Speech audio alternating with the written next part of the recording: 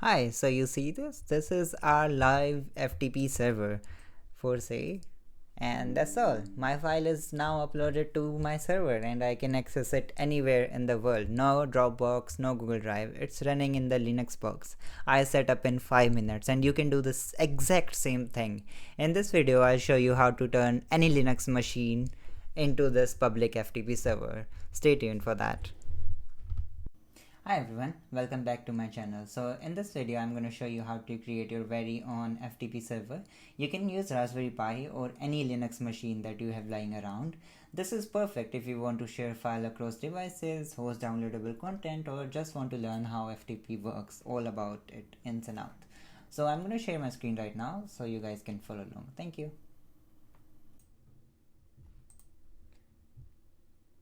So I hope you can see my screen right now.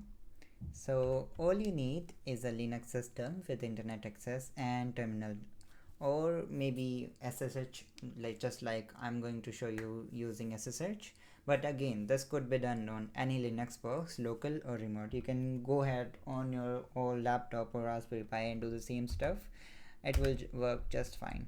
If you want to enable SSH on your machine, there will be like commands and instruction in the description. You can follow those and SSH will be enabled in your machine as well, so you can connect it via any other machine at your network. First step is we will install the FTP server software, which is called vsftpd. It stands for very secure FTP daemon. So let's get ahead and install it.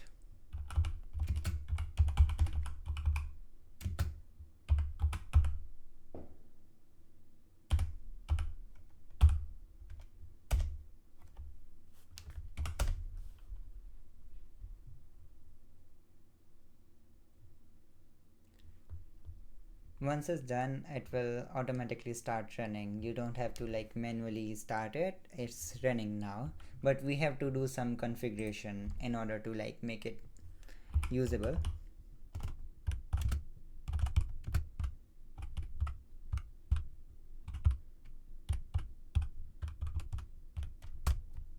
So this is the configuration file that we have to change. Scroll through and change or add the following settings. Those settings should be visible on your screen right now. Just scroll through it. If you see those, just uncomment it. If you don't see any, just add at the very bottom. So these settings will enable the FTP clients like FileZilla or any other like putty to be able to upload and download file from our homemade FTP server. So to save it, just press Ctrl O, Ctrl X, I'm enter, Ctrl X. Perfect. So now to implement those settings, we need to restart our server.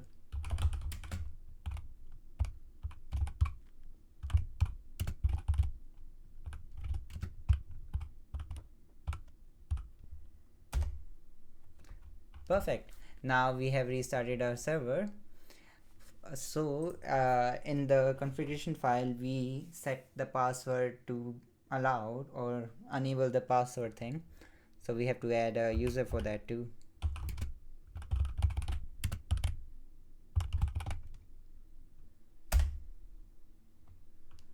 So here it will ask us to enter a password. You can write any password that you desire. There is no standards for like password, how to set it. You can choose your own.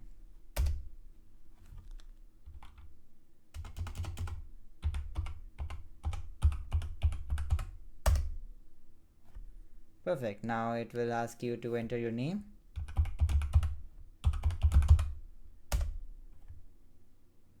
And room, so we will say first.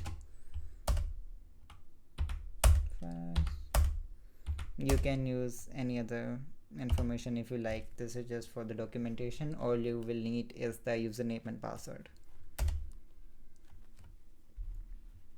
Perfect. We have created a group, and now we will allow this through our firewall so that it's visible to public as well. You can remain it localized in your network as well so that it doesn't go out, but you can always set it to public so that whenever you are on vacation or you are in office and you want to access some of the files in your home server, so you should enable the firewall for that.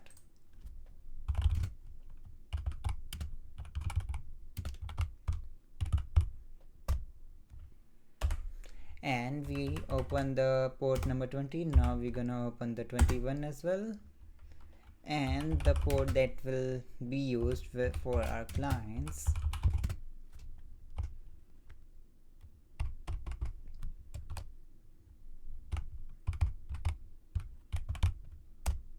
Perfect. We have enabled all 3 ports. Now we just have to test it. So now the last step is to test with FileZilla. You can open FileZilla or any FTP client on your main computer. Let's go with the FileZilla since I already have it. Let's create a new site. Just copy the IP of your machine, port number 22, and the username that you just created, or it could be the username your Linux machine already has in its root directory, like the one that you used to set it up, the password that you created, and just hit connect. It is successfully showing me its directory, and since there were no files, it's empty. So basically we did it. We created our own FTP server and we managed to get it connected. Our connection is live as well.